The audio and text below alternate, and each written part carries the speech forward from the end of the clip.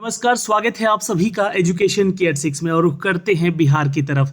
अब कमर कस लीजिए और तैयार हो जाइए, क्योंकि आपके लिए बिहार में सिपाही भर्ती के अलावा बिहार दरोगा की भी बहाली आने वाली है। और इसको लेकर यहाँ पे आपको बता दें, एक चीज़ क्लियर कर दिया गया है कि एक सप्ताह के अंदर जो है रोस्टर तैयार करके दे दिया जाए। यानी कि बिहार पुलिस के महकमे से बहाली की प्रक्रिया तेज हो चुकी है। और गृह विभाग की तरफ से अपर मुख्य सचिव चैतन्य प्रसाद जी की अध्यक्षता में हुई समीक्षा बैठक में यह निर्णय भी लिया गया है।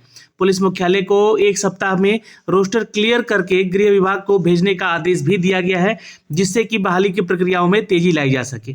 आपको बता दें कि साथ ही साथ हमने जो पहले अपडेट दिया था कि 7,808 पदों की जो बहाली की प्रक्रिया है, जहाँ पे डायल 112 परियोजनाओं को लेकर पहले चरण में 7,808 और दूसरे चरण में 19,288 सिपाही समेत कुल 48,447 सिपाहियों की बहाली के लिए रोस्टर तैयार करने के लिए कहा गया है। तो ये खबर आज के हिंदुस्तान से अपडेट की गई है। वहां पे आपको अपडेट किया जा रहा है कि 31 मार्च तक इससे सभी जुड़े पहलुओं पर समीक्षा करके आरक्षित चयन परिषद के ऑफिशियल वेबसाइट पे उपलब्ध कराया जाए। और इसके बाद चयन परिषद बहाली की प्रक्रिया जल्द शुरू कर देगी। यानी कि अब अगर आप डेट की बात करेंगे यहाँ पे, तो देखिए 31 मार्च तक आपको ये सब कुछ क्लियर करके मांगा गया है। 31 मार्च यानी कि अप्रैल में आप लोग का ये नोटिफिकेशन आने की संभावनाएं बहुत ज़्यादा बढ़ गई हैं। और ये यहाँ पे रोस्टर तैयार करने के लिए आदेश दिया गया है। जी हाँ, हमारे चैतन्य प्रसाद जी जो कि अध्यक्षता से समीक्षा की इसकी बैठक कर रहे थे इस बहाली की प्रक्रिया को लेकर। यहाँ पे आपको बता दें कि महिलाओं को सुरक्षा का ध्यान रखते हुए डायल 112 की संख्या को सुदृढ़ करने के लिए इतनी बड़ी संख्या में बहाली की जा रही है। साथ ही साथ राज्य में प्रति 1 लाख की जनसंख्या पर करीब 115 और 120 पुलिस का बल का अनुपात भी तय कर दिया गया है, जिसे बढ़ाकर अब यहाँ पे 165 से 170 करने का लक्ष्य रखा गया है, जैसा कि माननीय मुख्यमंत्री जी ने अपने भाषण में ये बातें कही भी थी। तो पुरानी खबरों को छोड़कर आगे बढ़ते हैं। ये नई खबरों पे ये सारे अपडेट दिए गए हैं। 48,000 पदों पर भर्ती की प्रक्रिया तेज करने का निर्णय लिया गया है।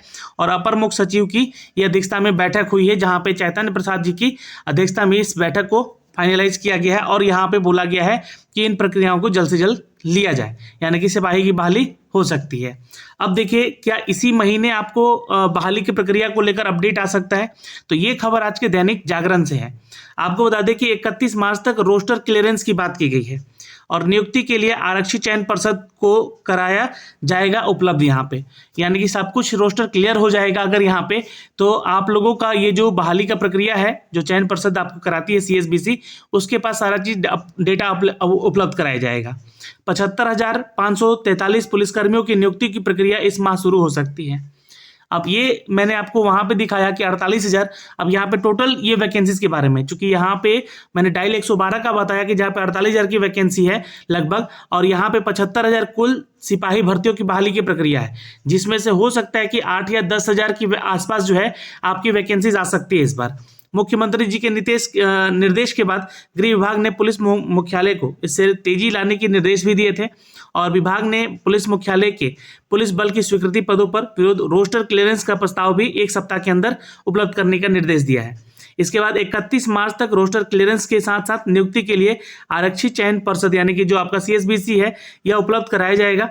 और पिछले दिनों गृह विभाग के अपर मुख्य सचिव चैतन्य प्रसाद अध्यक्षता में हुई बैठक में मुख्यमंत्री नीतीश कुमार ने यहाँ पे निर्देशों को आलोक में देखते हुए अहम मुद्दों पर समीक्षा करने को कहा है। और बैठक में बताया भी है कि राज्य में अभी प्रति व्यक्ति जो प्रति लाख जनसंख्या पर 115 और 120 का क्लियरेंस है, जिसको अब बढ़ाकर 165 से 170 करने का बात इन्होंने रखा है। तो ये खबर यहाँ भी अपडेट की गई है। इसके लिए दोस्तों डायल 112 के पहले चरण में 7,808 और दूसरे चरण में 19,288 पदों पर सृजन पद यहाँ पे आपको देखने को मिल सकते हैं। दूसरा चरण का इंतजार करने का अभी जरूरत नहीं है। पहले ये जो है 7,000 की वैकेंसी, 7,808 पदों की वैकेंसी आ जाए यहाँ पे, तो समझिएगा कि आपका यहाँ पे सारा चीज क्लियर हो गया है। और ये जो है वैकेंसीज अब ली जा रही है। आपको बता दें कि डायल 112 के तहत जो है कुछ पदाधिकारियों की भी वैकेंसीज आने वाली थी, जिसके बारे में आपको लगातार मैंने अपडेट भी दिए थे। उन सभी का जो भी अपडेट आएगा ऑफिशियल दिया जाएगा आगे चलकर, आगे आने वाले जो भी उनके निर्देश होंगे। अब यहाँ पे बात होगी कि कौन कौन से छात्र इस फॉर्म को भर सकेंगे, ठीक है। और आखिर ये डायल 112 में देरी क्यों हो रही है आने में, ये नोटिफिकेशन अब तक आया क्यों नहीं है? तो देखिए डायल 112 को देखते हुए दूसरे चरण में देरी अभी भी आपत्ति लगी हुई है, क्योंकि पहले चरण का सब कुछ क्लियर है कि 7,808 पदों की वैकेंसी तो आ रही है, लेकिन गृह विभाग ने पुलिस मुख्यालय को emergency response and support system के तहत शुरू किए गए डायल 112 के दूसरे चरण में हो रही देरी पर आपत्ति जताई है और कहा है कि परियोजना के पहले चरण के उद्घाटन के समय ही मुख्यमंत्री जी ने सभी जिलों में इसके शुरू करने का निर्देश दिया था, मगर अपेक्षित जो प्रगति नहीं हो सकी है उसके दूसरे चरण में डीपीआर भी इस पर अभी तक नहीं मिल पाया है, इसलिए 1 सप्ताह में उपलब्ध कराने का निर्देश यहाँ पे फाइनलाइज दिया गया है। अब यहाँ पे एक चीज़ और लिखा गया है कि देखिए 1 सप्ताह के अंदर डायल 112 का लगभग आपको 7,808 पदों का वैकेंसी देखने को मिल सकता है। ठीक है, अब विशेष शाखा पर 50% स्थायी बहाली होगी और यहाँ पे उसके लिए प्रस्ताव भी मांगा गया है। यहाँ पे क्या कहा गया है, तो बिहार पुलिस के विशेष शाखा में 50% स्थायी बहाली होनी है, जो कि देखिए आपको बता दें कि 8,415 पदों की जो बहाली की प्रक्रिया सिपाही की आई हुई थी, उसमें 50% सीट जो है आपका जो जनरल जो नॉर्मल स्टूडेंट होते हैं उनके लिए होती है, 50% का सीट जो होता है जो कि लोग जॉब कर रहे होते हैं होमगार्ड वगैरह में, उनको आरक्षण मिलता है। लेकिन अगर ये सीट खाली रह जाती है उनकी, तो ये सारे सीट भी इन जनरल वाले छात्रों को, जो कि नॉर्मल छात्र हैं, जो कि फ्रेशर्स हैं, उनके लिए उपलब्ध करा दी जाती है। तो उसी तरह यहाँ भी है कि गृह विभाग ने विशेष शाखा में होने वाली इस नियुक्ति के लिए अभी अविलंबन प्रस्ताव मांगा। इसको लेकर पुलिस मुख्यालय के एडीजी और विशेष शाखा के एडीजी ने निर्देश भी यहाँ पर दे दिए। तो ये भी नोटिफिकेशन आपको देखने को मिल सकता है दोस्तों यहाँ पे बिहार में सिपाही बहाली को लेकर। अब बात रही कि दरोगा की बहाली को भी यहाँ पे अंजाम दिया जाए, उसको लेकर भी, चूंकि देखिए आपको बता दें कि 7,808 में यहाँ पे ना तो सिर्फ सिपाही की भर्ती है, बल्कि डायल 112 के तहत यहाँ पे ड्राइवर की भी रिक्रूटमेंट आ सकती है, साथ ही साथ आपके कुछ दरोगा के पद भी यहाँ पे दिए जा सकते हैं। तो दरोगा के जो पद होंगे वो लगभग 300 के आसपास पद देखने को आपको मिलेंगे यहाँ पे इन बहाली की प्रक्रियाओं में। तो कुछ इस तरीके से यहाँ पे आपको अपडेट किया जाएगा। अब यहाँ पे जो है आपके एलिजिबिलिटी क्राइटेरिया की अगर मैं बात कर लूँ, तो डायल 112 में कांस्टेबल या ड्राइवर की रिक्रूटमेंट का जो प्रोसेस है उसके लिए आपको 12th पास होना जरूरी है। साथ ही साथ ये जो एग्जाम बेस्ड इसका होगा, ये 10th के आधार पे आपका होगा, यानी कि 10वीं कक्षा के आधार पे सिलेबस सारा दिया जाएगा, जिससे कि थ्रू आपका एग्जाम जो है CSBC लेगी यहाँ पे। और फिजिकल इफिशिएंसी की बात करूं मैं, तो यहाँ पे जो है आपका एक चरण होगा जहाँ पे आपको फिजिकल यानी कि रनिंग करना पड़ेगा। 1.6 किलोमीटर की रनिंग होगी आपकी, और इसमें हाई जंप भी होगा और इसमें लॉन्ग जंप भी होगा और इसमें गोला फेंक होगा। जो भी प्रोसेस आपका बिहार में सिपाही भर्ती को लेकर दिया जाता है। और बिहार में अगर दरोगा की बात कर ले दोस्तों, तो आने वाले समय में आने वाले इस साल जो भी परीक्षाएं होने वाली है, लगभग 2500 की वैकेंसीज आने वाली हैं दोस्तों बिहार में दरोगा की। अब इसके लिए एलिजिबिलिटी क्राइटेरिया जो है आपका ग्रेजुएशन कंप्लीट होना चाहिए, एज क्राइटेरिया आपका 37 साल तक का होना चाहिए, ध्यान रखिएगा।